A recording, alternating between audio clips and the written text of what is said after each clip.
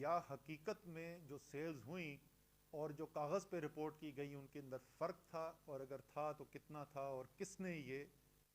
ایک مجرمانہ فعل کیا؟ کیا پروڈکٹ کی ذخیرہ اندوزی کی گئی، اور اگر کی تو کس نے کی؟ اور یہ ظاہر ہے یہ سب میں وہ چیزیں پڑھ کے بتا رہا ہوں جو رپورٹ کے اندر، جس کو قانون کی زبان میں انگریزی میں پرائما فیسی کہتے ہیں، یہ اسٹیبلش ہیں کہ یہ کمزوریاں ہوئیں. تو جب میں کہہ رہا ہوں کہ اگر ہوئیں تو وہ میں صرف یہ کہہ رہا ہوں کہ اس کو ثبوت اس شکل تک لے جانے کے لیے جس کی بنیاد کے اوپر کورٹ کے اندر کیس کیا جا سکے اور سزا دلوائی جا سکے. ایک فوری طور پر اس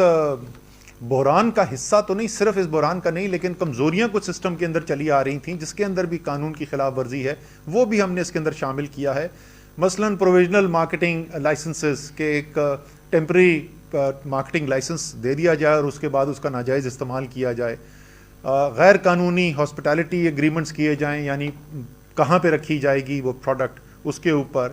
غیر قانونی ریٹیل آؤٹلیٹس پہ بیچا جائے پروڈکٹ.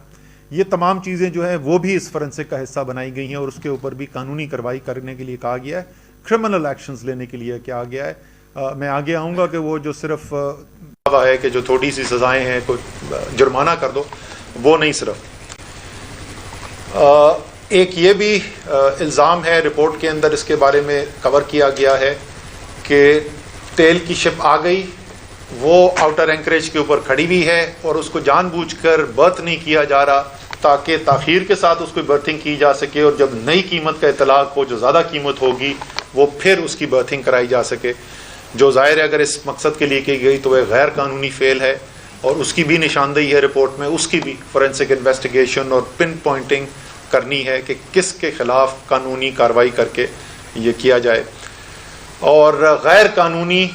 تیل کی جو سیل ہے اس کے اندر جو بھی ملوث ہے اس کے بھی کیسز جو ہیں اس رپورٹ کے اندر دیے گئے تھے. ان تمام چیزوں کو فورینسک انویسٹیگیشن تحقیقات کے اندر کور کیا جائے، اور کرمنل لائبلٹی اسٹیبلش کرنے کے بعد پوری طاقت جو ہے قانون کی استعمال کی جائے اور کیسز. اور یہ صرف جرمانے جیسے میں نے کہا اس کی نہیں بات ہو رہی، یہ پھر ہتکڑیاں لگیں اور لوگ جیل کے اندر جائیں.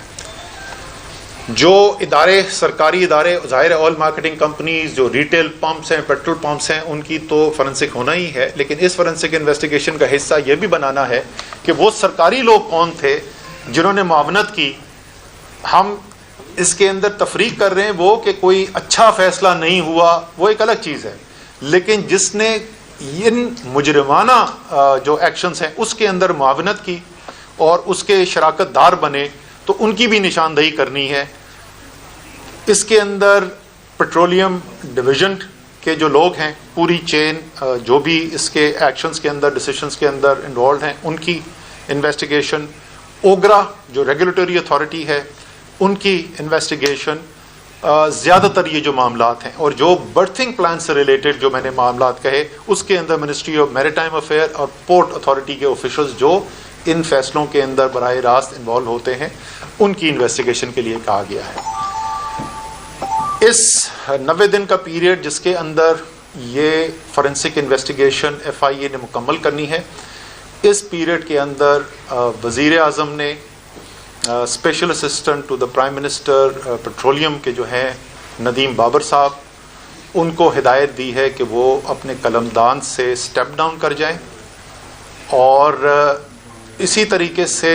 سیکٹری پیٹرولیم جو ہیں ان کو رپورٹ ٹو اسٹیبلشمنٹ کا آرڈر دیا جائے گا جیسے ہی ان کی ریپلیسمنٹ کا فیصلہ ہو جاتا ہے، لیکن اس فورینسک انویسٹیگیشن کے شروع ہونے سے پہلے. اور جی مجھے مکمل تو کرنے دینا. ہاں ٹکٹ غلط نہ چلا دینا کہ کیا نہیں. اچھا ہم یہ بات بالکل واضح طور پہ میں یہ کہنا چاہتا ہوں، اس کا مطلب یہ نہیں کہ کوئی غیر قانونی اقدام جو ہے وہ نظر آیا ہے ہمیں یا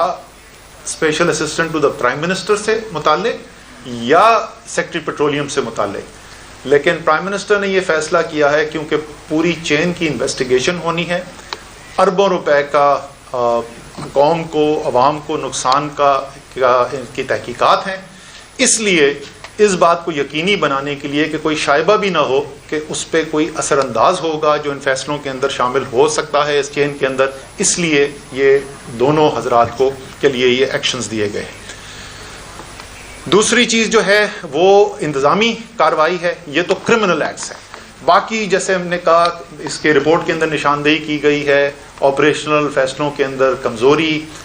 جو انتظامی پوزیشنز کے اندر لوگ بیٹھے ہوئے ہیں ان کے بارے میں کچھ کے بارے میں کہا گیا کہ ان کا بیک گراؤنڈ ایسا نہیں ہے یا ان کے پاس وہ قابلیت صلاحیت نہیں ہے کہ ان عہدوں پر ان کو بیٹھنا چاہیے، وہ تمام انتظامی فیصلے جو ہیں وہ پیٹرولیم ڈویژن کو کہا گیا ہے کہ اس کو دیکھیں اور جلد از جلد ان فیصلوں کو کر کے بھی پرائم منسٹر کو رپورٹ کریں۔ تیسرا اور آخری اس کا پہلو جو ہے وہ یہ ہے کہ جو قانون ہے جس کے تحت یہ سارا نظام پیٹرولیم کا چلتا ہے، اس کے اندر دو کلیدی جو ہیں وہ پلیئرز ہیں۔ ایک تو پیٹرولیم ڈویژن ہے جس کے پاس ایگزیکٹو برانچ کو جو ریپرزینٹ کرتا ہے، اور دوسرا اوگرا ہے جو ریگولیٹر ہے۔ اور جو قانون سازی کی گئی ہے اس کے اندر ایک ابہام پیدا ہوا ہے کہ جو مختلف ایکشنز ہیں اس کے اندر اوگرا کی، ریگولیٹر کی کیا ذمہ داری ہے اور پیٹرولیم ڈویژن کی کیا ذمہ داری ہے۔ اس ابہام کو ختم کرنے کے لیے ایک قانون بنایا جائے گا اور جو بھی امینڈمنٹس ریکوائرڈ ہیں تاکہ کوئی ابہام نہ رہے، بالکل واضح ہو